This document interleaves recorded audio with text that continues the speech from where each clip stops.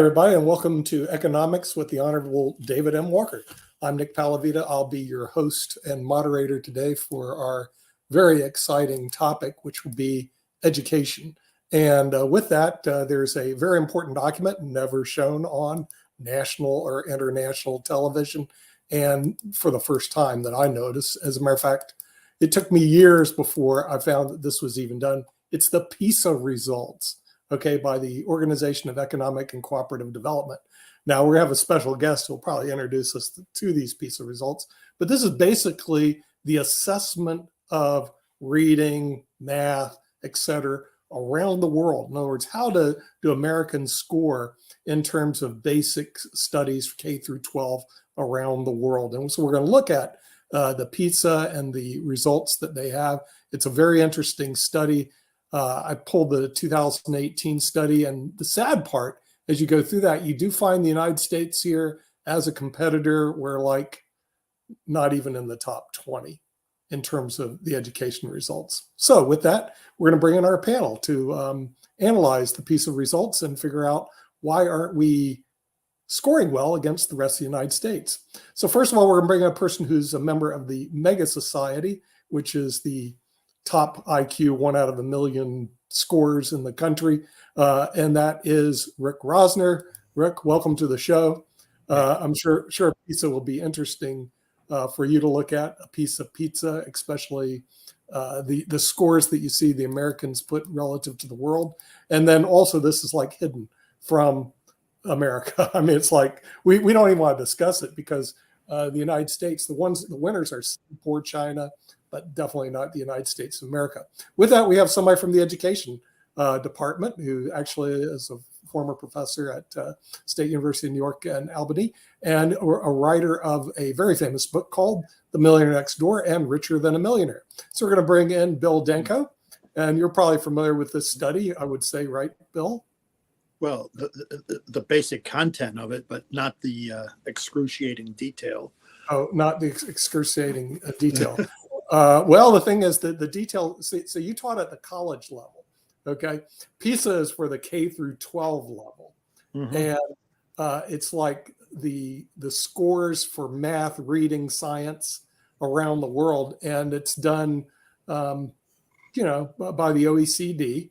And what happens, though, the astonishing result is the United States doesn't do very well in the PISA results. And we want to know why our kids aren't learning. And also we'll bring in Sasha Starr from Canada. In other words, may be able to weigh in on this. But this document is like hidden from the world. Of course, Mark Lee is going to join us from Durham, North Carolina. Yeah, I joined, and that was the reason I joined. Nick, as you know, one of the companies that I work for when I'm not doing stuff at the Cultural Arts Center is a company that is actually in the testing business. It's actually one of the leading testers in the country, and I think that is part of the problem, is that we grade to the test or we teach to the test. And definitely there is a major company here in North Carolina. Actually, there are a couple of companies here in North Carolina that will talk to you about that, is how we grade to the grade to the exam or teach to the exam. Sure. So the kids are actually learning the exam and not necessarily learning the material. So I don't know if Bill's got any thoughts, because that is a conversation that has been going on in education for a number of years. And like I said, without naming the company, I may name it later, but it is very much known in the grading circles and all along those lines. But it is definitely one of the leaders, and even they will admit that a lot of times the teachers, and they have to meet with the teachers, are being the students are being taught to the test. So a lot of times it's not about developing critical thinking or developing the ability to actually have a coherent argument and all along those lines. It is trying to make sure that you are meeting the standards that they want you to meet. That's part of the whole conversation around Common Core and all in that space. And I think Common Core has been supported by both of those on the Republican and the Democratic side. And I think that there are some issues around Common Core, and even the way that Common Core is now even tied into the AI conversation as well. Because part of the reason I still have a job with that company is because of the fact that they feel that AI can't, while it can grade effectively and grade very effectively, that it can make errors and that it may not understand human nuances. So they have to have us humans do cross-check, for lack of a better term, and all along those lines. But Bill, any thoughts about this nature of education? You wrote that great book, The Millionaire Next Door, and everything. But I do know that a number of folks, and I've had folks in my family that have been teachers, including some that have passed on, they will tell you that that is their frustration, is that we are too busy teaching to the test. That was the expression I was looking for, and not necessarily getting folks to have a understanding of what they are learning. But Bill, any thoughts? Well, yeah, that I would like you, Nick. You said you have the 2018 edition of this report. Yeah. I would like to see what it was like in the year 2000 or 1990 if they did collect data such as this. I mean, what I suspect is there's a downward trend for the United States. And I can look at this, being at the, professor at a university, since like 1980, to the early part of this century. The two things are happening. Either I was younger then, and maybe the students were brighter, or maybe as I got older, I didn't understand why the students were less able in towards the end of my career. So I think empirically, from my observation, students are less prepared, and most of my students were from the United States. So I can, anecdotally, I can say that these results are probably true. Hey, and then on the other hand, just really quick, that's all. Shaquille joined us. Do y'all have a lot of that thing that I alluded to? Because I do not know the Australian education system the way that you would and everything. But is there a lot of teaching to the test? Because that is one of the main complaints that exists here. I can tell you that teacher friends of mine, whether they are union teachers or non-union teachers, are very much frustrated by this notion. And I don't know if it's a global problem or if it's just something that is more Western based. You don't have any problems, Mark, in the United States that the rest of the world doesn't have. The rest of the Western world has the same problems as you guys. I know that upsets you because you guys think you're unique, but we actually have the same issues. And I can tell you that when we are teaching our kids to focus on all sorts of other issues, and we're not teaching them to focus on their grades, they get left behind.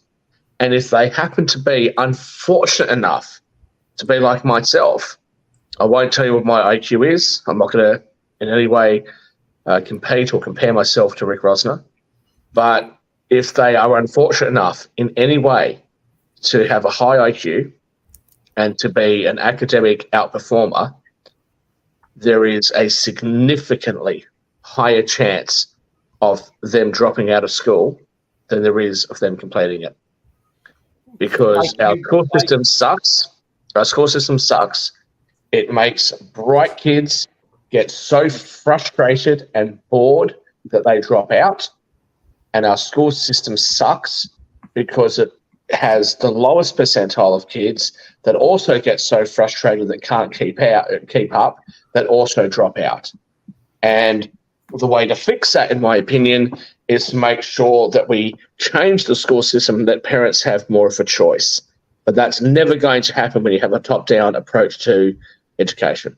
Hey, sorry, Rick. Shaquille, along those same lines, North Carolina used to really pride itself on vocational learning and trade and a number of things around that area. And there are still some schools that are doing quite well in that. But I do know that there are some folks that are seeing the vocations and the trades leave in our school systems. And this is also frustrating some of my parent friends and everything. So I was wondering, is that an issue in Australia and around the world? Because you are a world traveler and everything. Because I think that we don't give enough respect. And as you know, and I know, there are some people that are plumbers and brick masons and a number of other folks that can make some pretty good money, maybe as much money as the doctors, lawyers, and Indian chiefs.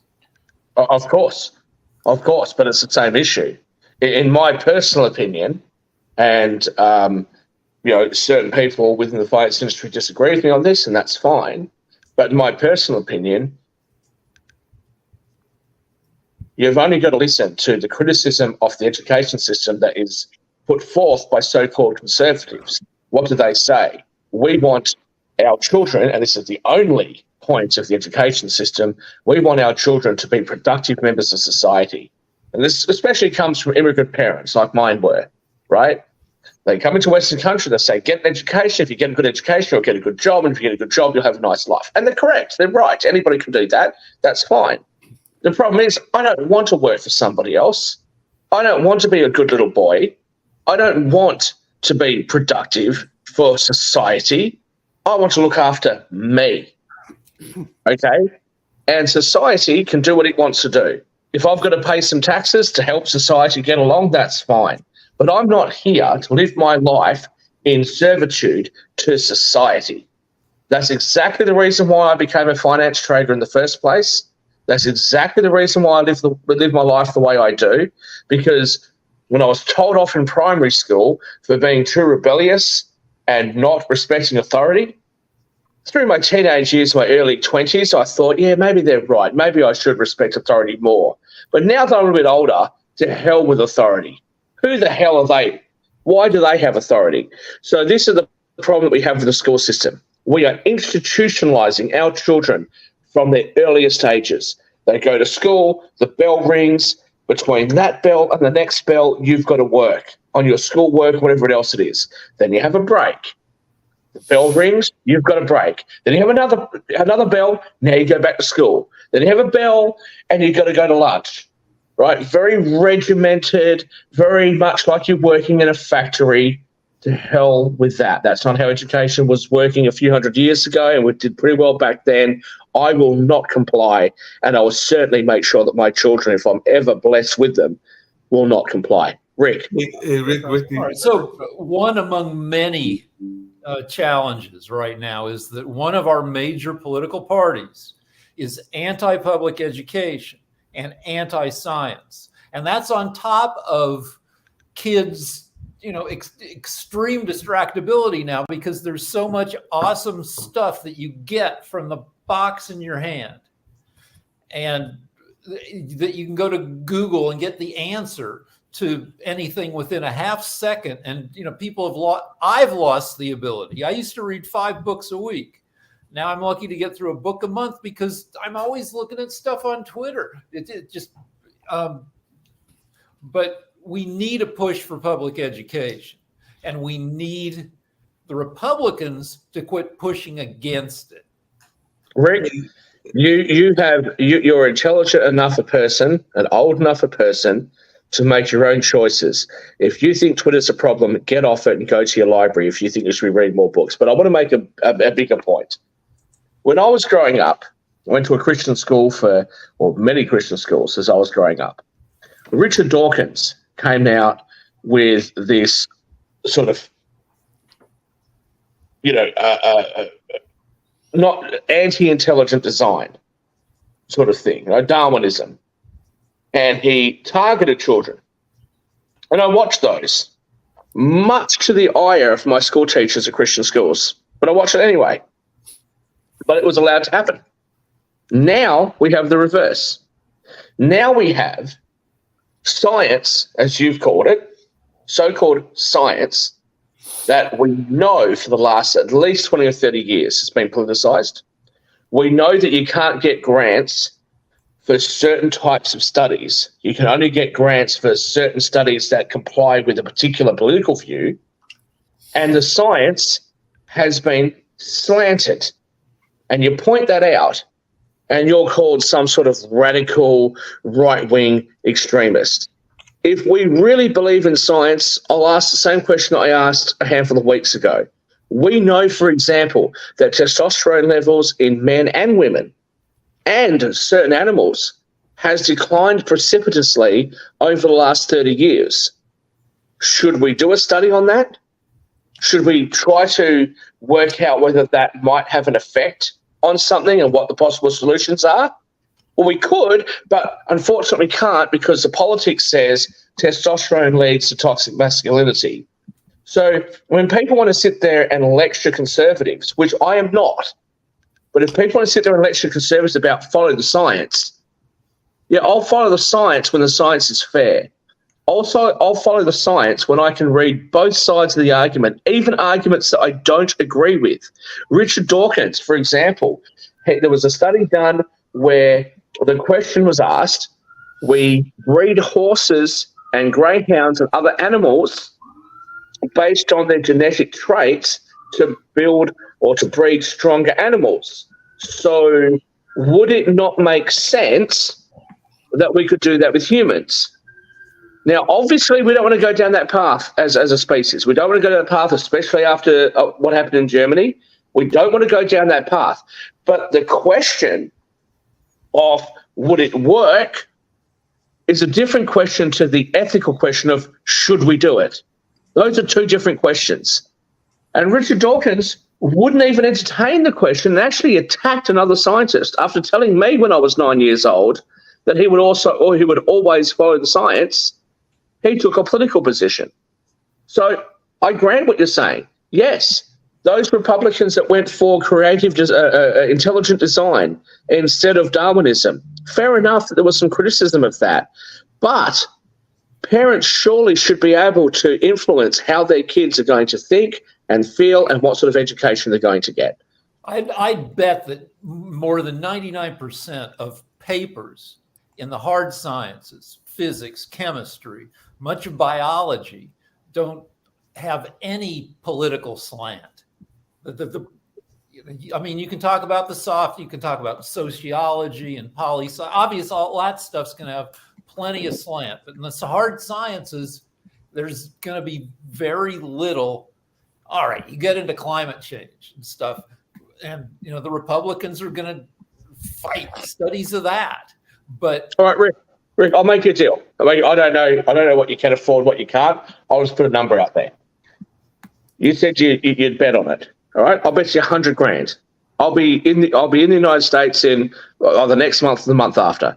I'll bet you 100 grand. You name 5 universities. Name 5 universities in the United States. We will read the papers. We'll give you the last 10 years. So we're not going to talk about the recent stuff. Give you the last 10 years. We'll you and I together, we'll pick the studies. I'll give you first choice across the studies. I'll bet you $100,000 that the studies will be politically slanted. You have a bet? I can. No, Mark. No. I've put a proposition to Rick. 100 grand. If you can't afford 100 grand, we'll go with 10 grand. If you can afford that, we'll go to $1 million. You name the figure. I'll put the bet on with you. My wife would kill me if I went more than $350. All right. Well, $350 then. But if you lose, you owe me dinner as well at the French Laundry. Okay, $350. Let's do it. That's more than $350. But we have to stick to the hard sciences, chemistry. Yep. Physics. Hard sciences. You get to pick the universities. They can't all be California, but they can't all be Republican universities. So you pick the universities. We will pick 10 scientific papers.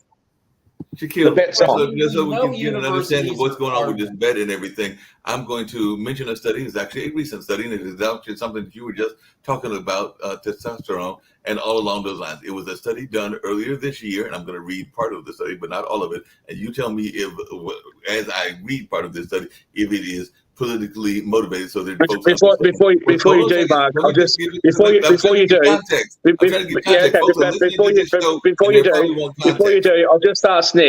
ask Nick. Can you please correct that, because it wasn't just 100,000. I was prepared to go to $1 million, but he turned me down and he offered 350.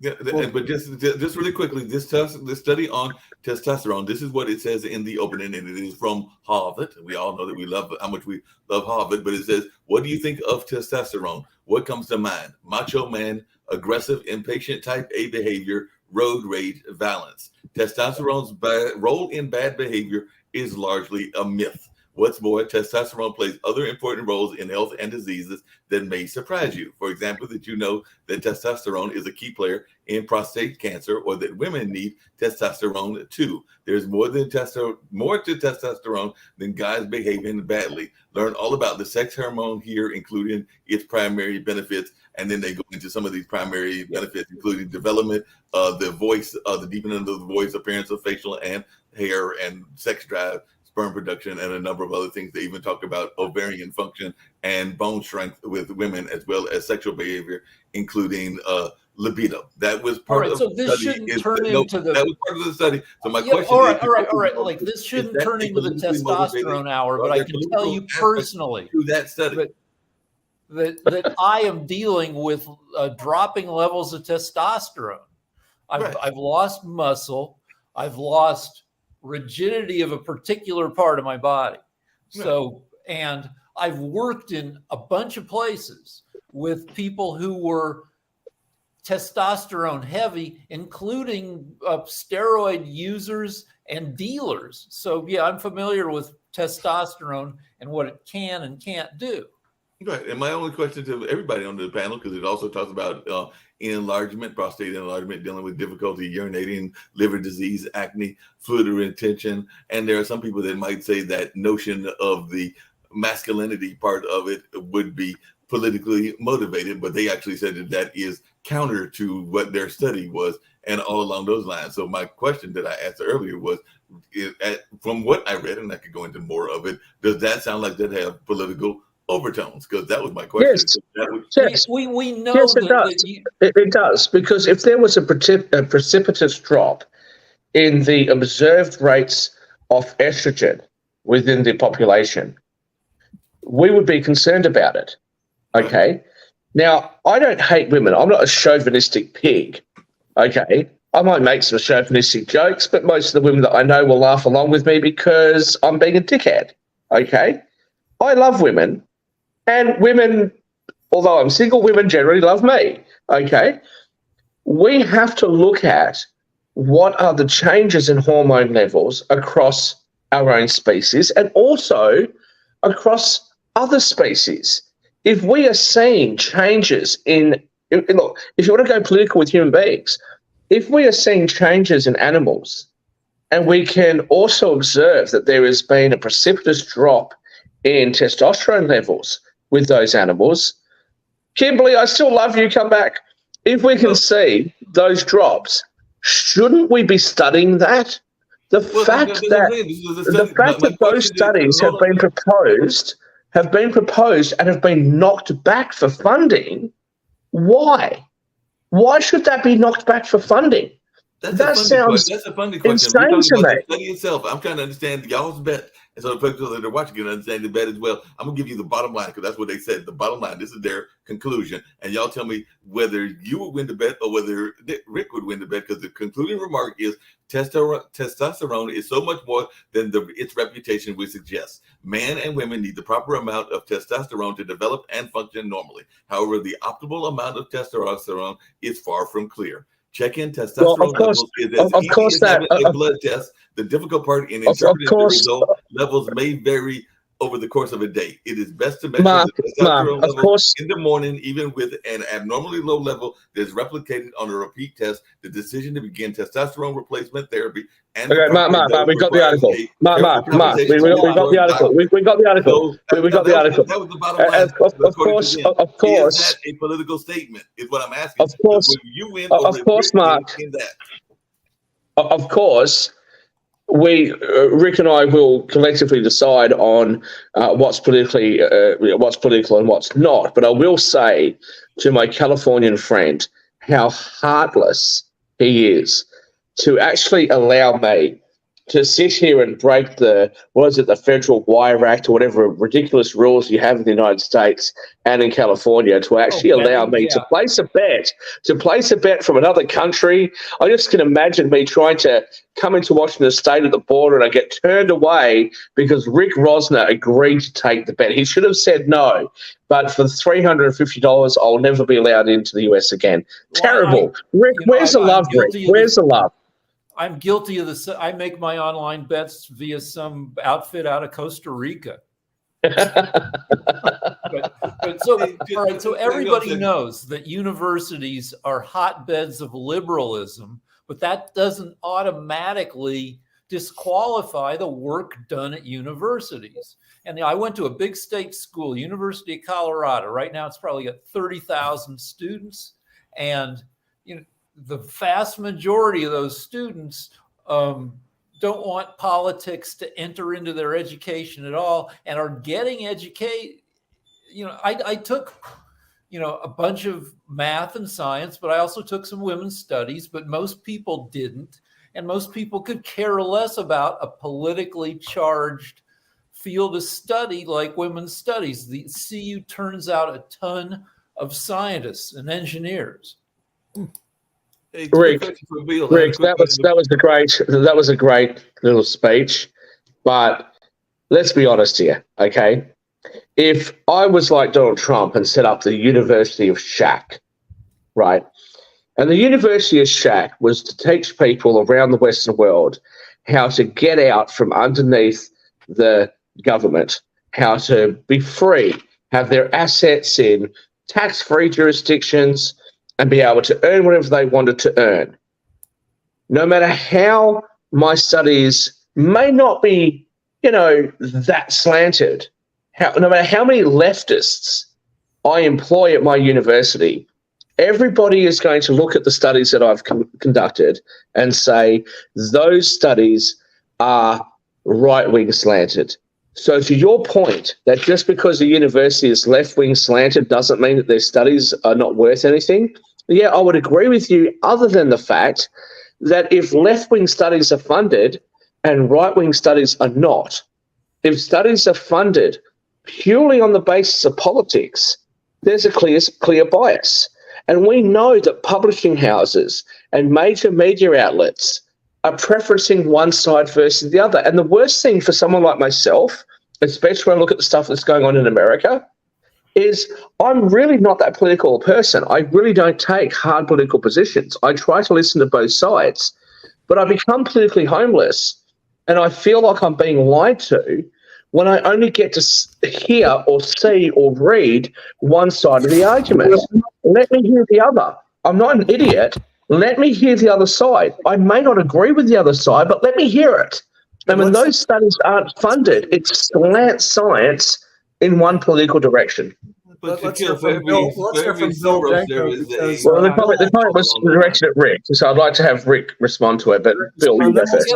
I got to say, regardless of politics, people have to learn how to code. They have to learn how to work with AI. They have to learn how to build rockets. They have to learn how to build the machinery that will address climate change. I mean, you can argue about the politics of climate change, but climate change will be a $1 trillion industry. And we need to, I want to educate the generation of people who are going to make a ton of money off of that stuff. And Bill, I know you want to say something. If you don't mind, I just want to jump in. I'll just ask one quick question, Rick.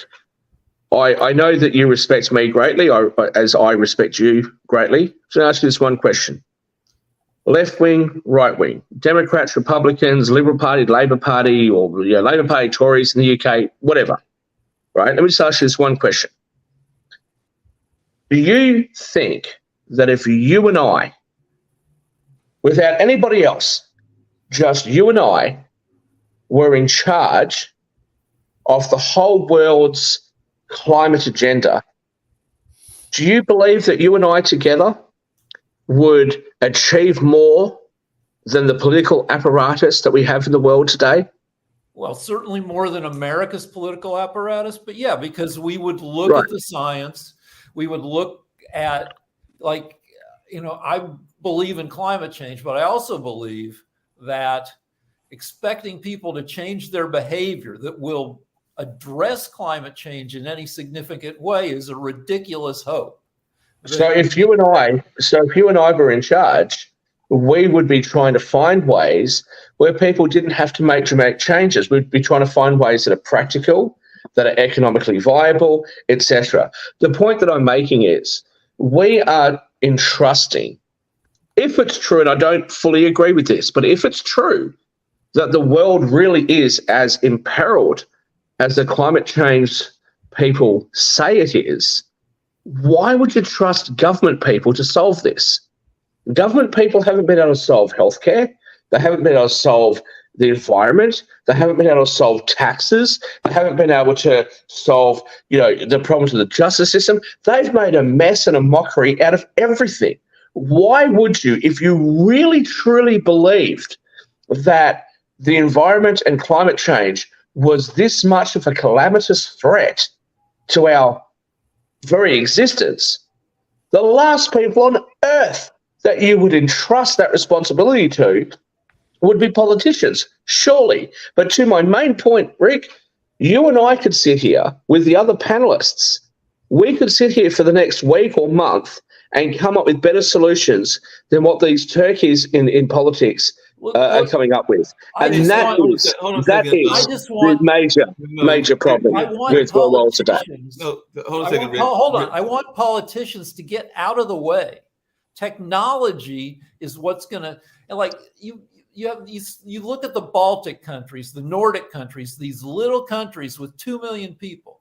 The U.S. is a giant tanker ship that is tough to turn, especially when people on the bridge are fighting. It's little countries that can be scientifically nimble, that can embrace modernity. The U.S. right now can't. Yeah, and made absolutely no difference on the international scheme of things.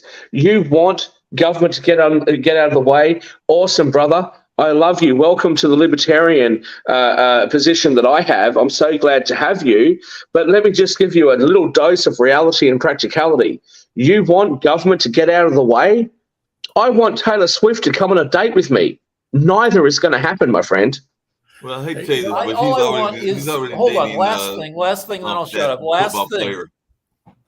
The last thing is, all I want is a push for math and science, the same way we had starting after Russia put up Sputnik, the first satellite in orbit in 1957. The U.S. pooped its pants.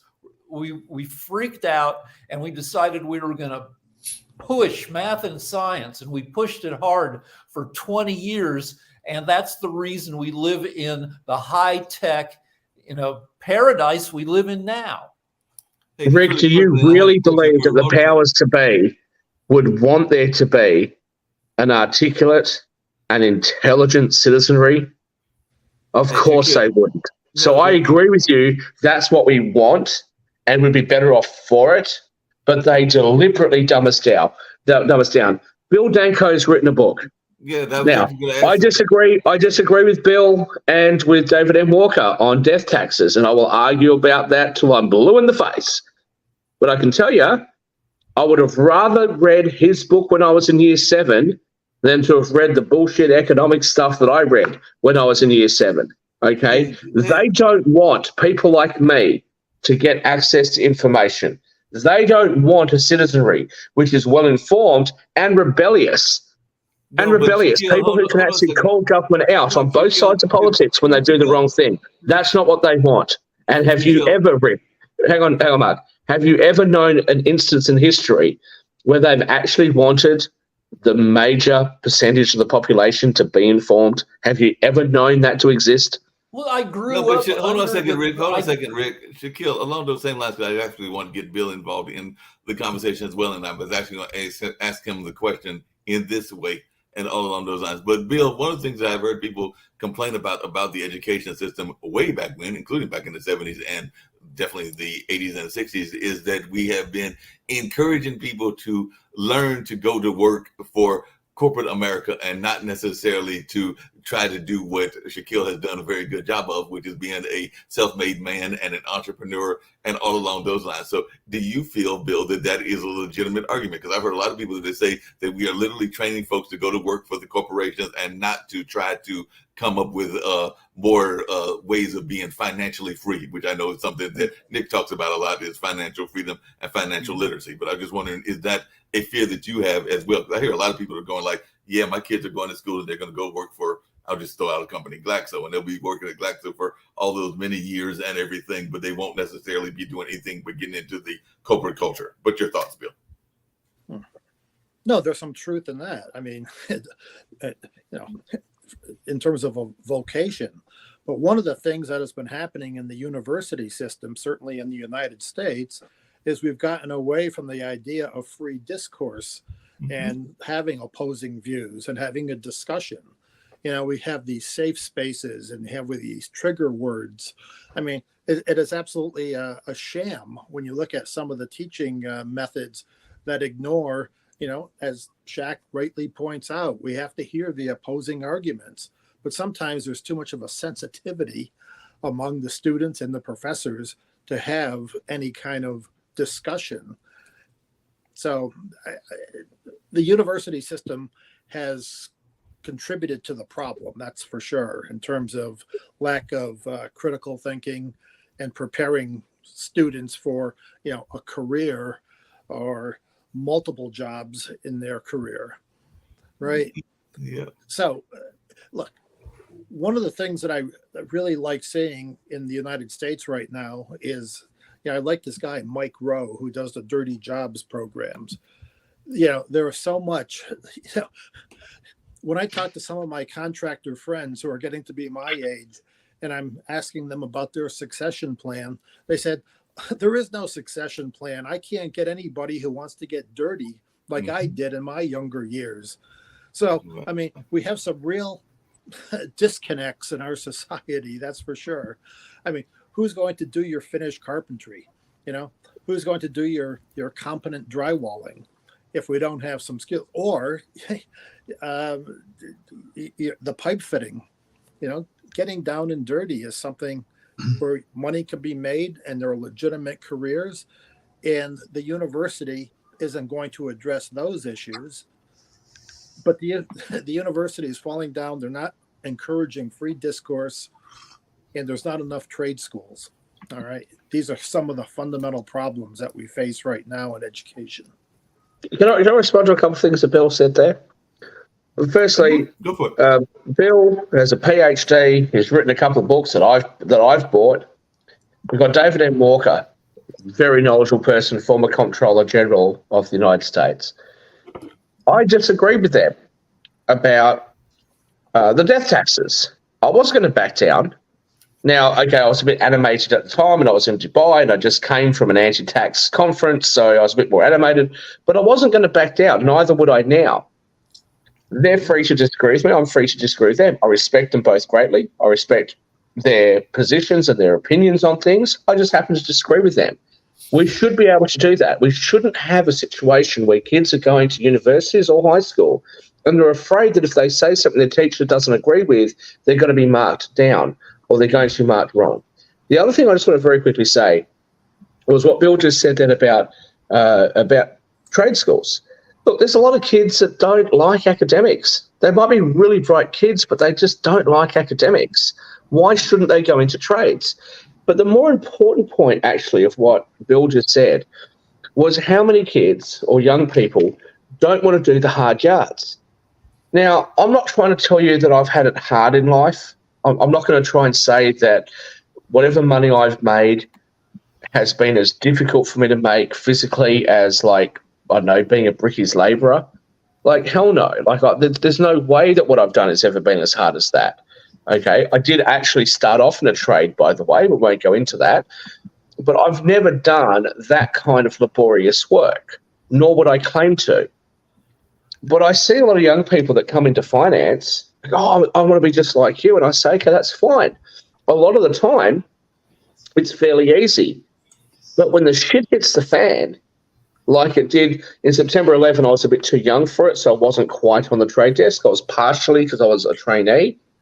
But in 2008, 2007-8, there were weeks where I didn't even go home, where I was taking caffeine tablets, and we'd fall asleep at our desks, and like the phone would ring, we'd answer it, we're like, oh, and we're trying to like keep our brains together to try to put on trades because we had people's retirement savings and stuff on the line. It was hard, and this went on for weeks. I remember my girlfriend at the time bringing suits into work for me, and there was no showers at that time unless you went downstairs all the way down to like the gym room. We didn't have time to do that. So I was getting like wet wipes and just wiping myself down and changing my suit, and then like being in like some dirty old shirt and all this sort of stuff. And I did that for weeks. You know, you'd start, because of Australian time, so you'd start on a Monday morning. You'd finish about 6 a.m. on a Saturday morning because we had to wait for New York to close. And then you'd come home and you'd just crash the whole weekend and then start again. And sometimes we'd have a Sunday meeting to work out what we thought was going to happen in New Zealand for the next day. So please show me those people that have that sort of dedication. And even in more recent times, there are times I do 20 hours a day. There are times that I'll stay up for 70 or 80 hours at a time because something calamitous has happened in the markets. So it's not easy. It's not just a walk in the park, but people don't teach that. People say, oh, you can have it all. You can just work 9 to 5. You can have 4 kids. You can have a loving partner. Bullshit. You can't do that. There's always a sacrifice in life. And why we're teaching kids they can have it all without any effort is ridiculous. You know, about 70, 80 hours. Try doing 100 or 120 hours. And then spend the whole weekend catching up on the financial news that you might have missed out on the Bloomberg terminal. Most entrepreneurs work 120 to 140 hours, 160 from my understanding with entrepreneurs that I know and all along those lines. So definitely it's the only common thread I see for the millionaire next door is they commonly work 70 to 80 hour weeks, you know? And I don't know if you put that in your book, Bill, but at least my empirical analysis when I talk to these people or by my clients, this would be like a common thread. They would, whatever the 40-hour work week was, they doubled it. And the reason they got paid more, they said, well, I work twice as much as my employees. People ask me recently, because I don't wear my gold watch that often, I'll wear this one. I do still wear my gold watch, but I normally wear this watch, which is a Garmin, and I'll wear this thing called a Whoop. And I said, well, what's going on with that? Why are you doing that? So I've got a former military person who's the Australian equivalent of like a Marine or something like that. And he monitors what I'm doing and tells me to exercise, and I never do them, but he tells me to exercise stuff. And he's a very good friend of mine. He rang me one day and he said, Shaq, what the hell's wrong with you? What are you doing? I said, what do you mean what I'm doing? He goes, you know that I can tell when you're sleeping, when you're not, right? He said, you had, from Monday to Saturday, you had 4 hours sleep and you didn't even get those 4 hours in one hit. You got 15 minutes here, you got 20 minutes there. You can't do that. You'll put yourself into an early grave. And so when we had that sleep doctor on a few weeks ago, and I said, so I don't know how you make people less fancy. I can't imagine any of the generations after the greatest generation fighting World War II. Like for most of the 40s, 50s, 60s, every able-bodied American male had to give 2 years to the military. There's no way that people would put up with stuff now. You look at China. China is eating the world's lunch, but they're a dictatorship. They tell their people, you know, where to live, how to work, where to work. So I don't know. It's tough. How do you make, you know, a more sensitive generation into, you know, educated, you know, nose to the grindstone people?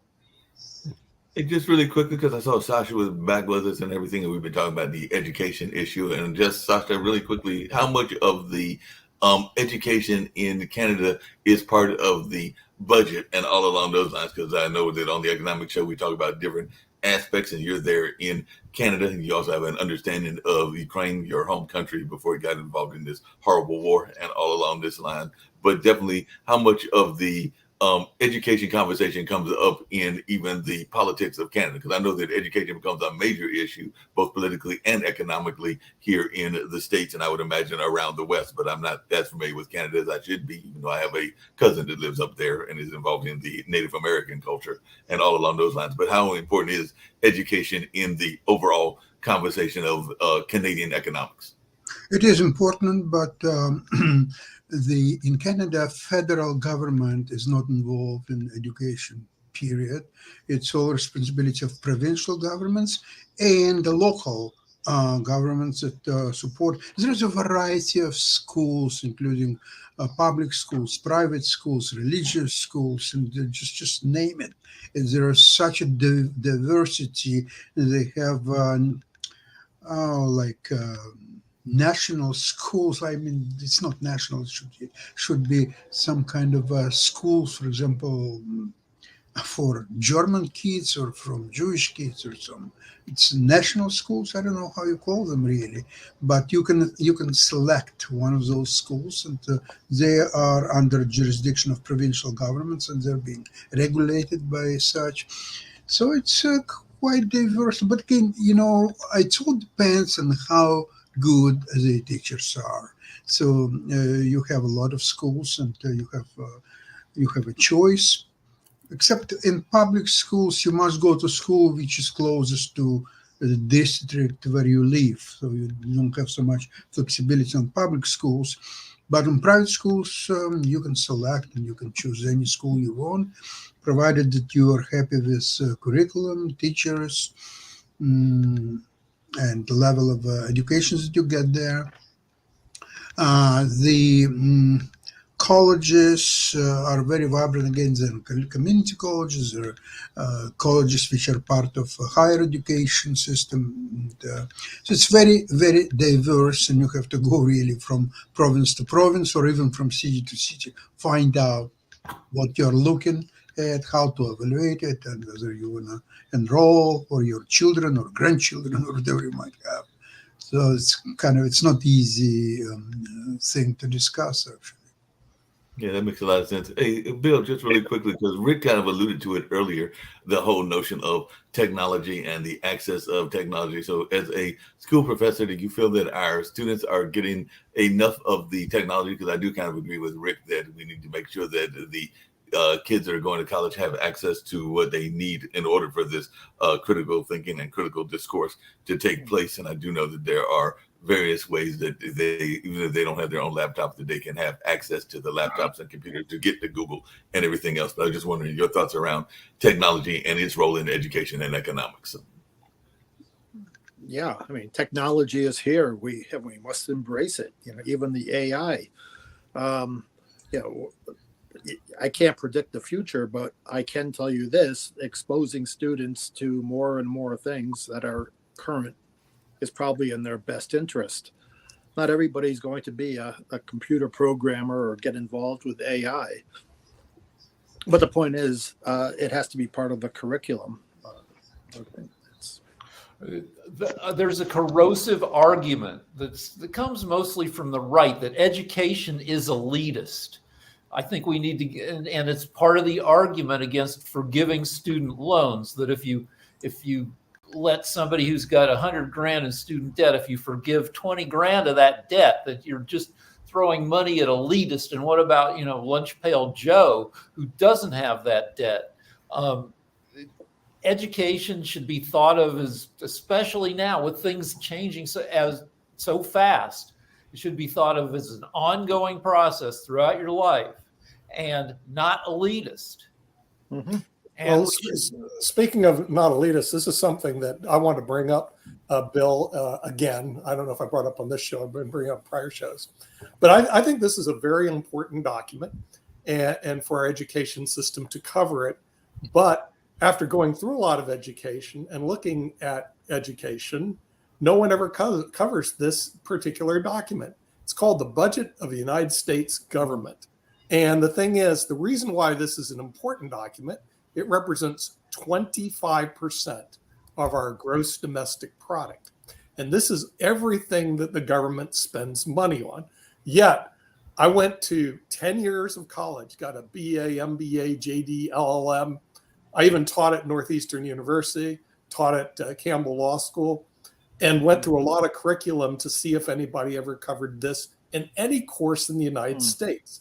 Hey, Nick, I hear what you're saying. Nick, I hear what you're saying, and I agree with you. But I got a quick question. I got a quick question for you that answers maybe my thoughts around it. I do think the budget is important. I think we got to deal with the budget and have an understanding of the budget and all along those lines. But there is another document, and I have a pocket version of it. I wish Shaquille was here so that he could see, because this is just a pocket version, and it's giving fascinating facts about it and all along those lines. But I would ask you that, how many people, and I don't have any kids, but I do have my 2 nephews, how many people have actually seen this as well and all along those lines? Because you will look, that is a copy of the U.S. Constitution and interesting facts about it. Well, and I would argue that is also not taught enough. I can tell you they actually cover constitutional law in the Constitution. I learned it in my political science class at University of South Florida.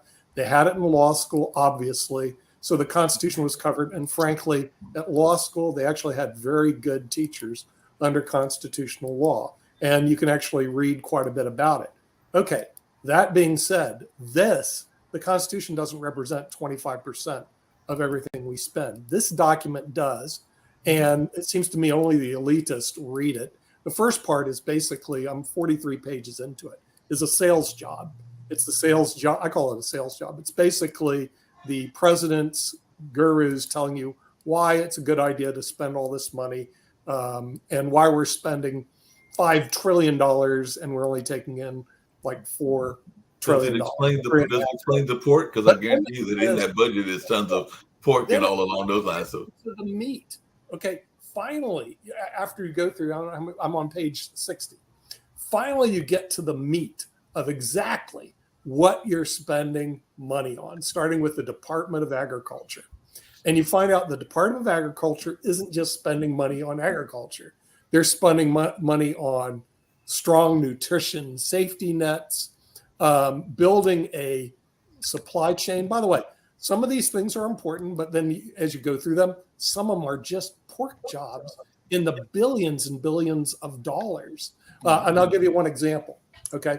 One example, they're spending $3 billion to educate people on LGBTQ rights. All right. $3 billion, that's basically wasted. And the reason why it's wasted, if I told Sasha, we're going to give the chess community $3 billion to have kids learn how to play chess, what would that do to the chess community? I would ask for 6. 6 billion. Okay, but it doesn't matter, Sasha. It's a huge amount of money. And the thing is, then you have kids playing chess, there'd be tournaments, blah, blah, blah, blah, blah. But not one dime is devoted. Nick, hold on a second. Nick, you say it's hold on a second. You say it's wasted. You say it's wasted, but that group, and Rick can talk to this as well, but that group has definitely suffered a lot in their mental health, and a lot of that, and part of that money is probably to go around studies and efforts to help that community as well. The chess players have suffered a lot. I mean, the thing is, this is what I'm saying about the crying liberal, and I'm a Democrat. This is, to me, is crying liberal trash. But I don't know the exact figures, but the figures are very high in that community, particularly around certain parts of that community and everything. And I think that they have as much right as anybody else to be represented and to have their voices heard. That's just my opinion. I will definitely say that I am probably one of the more liberal folks here. I agree. You go ahead and send them a check. Okay. My wife has worked at a couple. Money and our money. Okay? My wife has worked at a couple liberal Los Angeles high schools, and those schools have a lot of kids struggling with gender issues and are a little miserable. But you know what?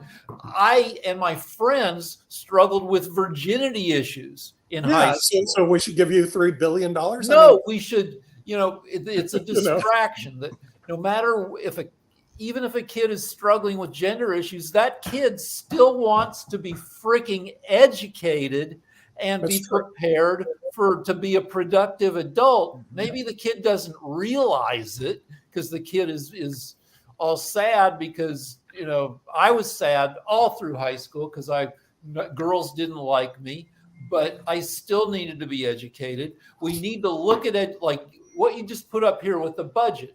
The discussion needs to be about how to educate modern kids with the same kind of dialogue we had in the 60s when Sputnik made us re-examine how we were teaching people.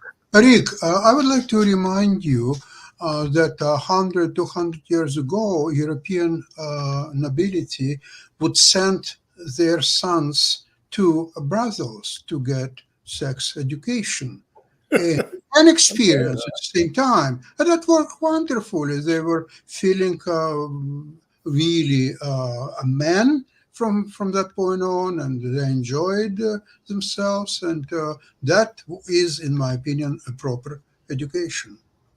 Well, yeah, there are solutions that don't cost money. Realize the American government is broke. You got to start with a proposition, 30 trillion in the hole going 2 trillion in the hole. Then you start looking at this in a different light. Okay, connects more rural Americans to high-speed internet, $2 billion. That's $2 billion of taxpayer money that we're borrowing from your grandchildren to pay so that somebody in rural America gets high-speed internet connection. Too bad. If they want it, they can pay for it. But this is what this is what the Republicans need to go over. This is what the media needs to go over. The budget. Don't close the government down. That's ridiculous. Instead, what you want to do is go through each one of these points and look at them. It's 171 pages, 60 pages of sales job, but 100 pages of meat that needs to be discussed, and see whether or not do we really need to spend $2 billion. So if I'm a farmer in Podunk, North Carolina or Kansas, I get high-speed internet. No, you don't. No, If you hold on want a second. I'm sure that in that budget is also money. If you look at that agriculture side of that budget, I'm sure that there is also. I'm going to name two organizations that are very popular, and I'm sure that there is also money in there for the Boy Scouts and for 4-H. Now, if I'm hearing you correctly, I Boy wouldn't give Scouts them a and dime 4-H either. don't need funding because I'm I hearing you correctly. wouldn't They give don't the need Boy funding. Scouts and 4-H. I haven't got to them. I would not give them a bloody dime. And I was a member of the Boy Scouts, not one bloody dime. Are you kidding me? And neither 4-H. Remember, There are parts of your government society is that broke. agriculture, even though we need You food got to to start with your survive, job. you would not give any money Go ahead to and set up a check. Boy To- Scouts to or me, the 4-H. to- I hear you Our correctly. money don't go here. To me, there goes- $2 billion for rural internet seems like a great deal. For $6 for every No, American It's man, woman, or child, actually we get to over connect 55. everybody. Rick, My it's, point, it's exactly. actually 40 billion over a period of time. It's 50,000 per household. So if Rick, you decide I want to move to Mesquite, Arizona, you're asking the government to spend 50,000 to connect you, so you have high-speed internet line for your Or convenience. maybe we It take is a some of waste. that money and figure out how to make it cheaper to get people high-speed internet instead of. But it's not the spending government's $50,000. job to give high-speed internet. This is not the American It's not- government's job. It's not This the is government's private- job. If It's Google not the wants- government's job to do anything. It's not the government's job to do anything. And while I'm back, before my battery dies, I want to finish off what I was saying before. These sleep doctors are trying to tell me that I need more sleep. Okay? Who the hell has time to sleep 8 hours a day or 6 hours or 4 hours a day? Get a bloody job. And if you're sleeping 8 hours a day, you need to get a second job. Okay, may I ask you I don't something? need a job. Don't you think in That's where you today's have your money working for you. Hello? If your money works for you, you don't need to work. I would Remember like that. to ask My money works harder for me, Nick, than it does for you. That's why I drive a Bentley and you live on a bloody golf course. I would like to ask you something. Don't Hold you on a second. believe Let's ask the that question. in today's society, in the United States, the internet is just as essential as the water and all utilities that government should Write them a check. Write land. your Canadian friends a check, but If don't it's ask the service government. land, you must have access to Good. all necessity. Good. Then you Electricity, pay for it. water, and internet today. It's not what was 40 years ago. Today, That's it's a the reason I live in a must-have city. thing. It's not something that, oh, you may have internet or you may not have internet. You must have access to internet one way or another. Good. That's the reason you live in Toronto. Sasha, two-thirds of the world doesn't have access to internet, and also two-thirds of the world don't have access to clean drinking water. And I'm sure if you go and ask them, they prefer the water over the internet. Wants to be a third world country, then should crash all the internet, don't provide internet, don't build anything, and you will be in a couple of years a It's third not. world country. Hey, listen. Well, Sasha, if the half-baked socialists up in Canada can't work out how to provide internet to all the Canadians, and the half-baked socialists in the Democrat Party in America can't work out how to provide internet, what do you want the rest of us to do? We pay our taxes. You guys figure it out. No, Hey, in Canada Shaquille, is hold on a this. second. If It's almost it's a time to end the service show and plan everything. that somebody is buying, he is buying access to electricity, water, and internet. It must be No, part of no, the service No, Sasha. plan. No, There's Sasha. no He's not. life He's today not buying without access to it. internet. Don't you understand that? Sasha, he's not buying access to it. He's forcing me to buy him access to it. It doesn't That's matter. what's really Do going on. something else. Hold on, 'cause Okay, we gotta end so it, water everything. necessity. No, 'cause we Yes, gotta water end it is all around those necessity. Yes, No. electricity is necessity. Yes, it is. So is internet today, 2023. It's necessity. You cannot tell. Good. Oh, you people have internet. Oh, you people, no. You're not Well, going to have I internet. Hey, let me And tell you, Sasha. Let me tell you, if you drop me off in any place in the United States with no money, no electricity, and just a shirt on my back, I guarantee you, in a country as amazing as America, with absolutely nothing behind me, I'll find a way. Within a couple of years, I'll own my own house, I'll have a successful business, and I'll be on top. And I don't need electricity, I don't need anything but access to a library, and I will go and knock on somebody's door until they give me a job, and I'll find one. So don't tell me that we need electricity and this and that. No, what people need to have is a little bit of self-respect. Shakil, I agree. You may find a piece of land without any services and build on your own one way or another, whatever. I have no problem with that.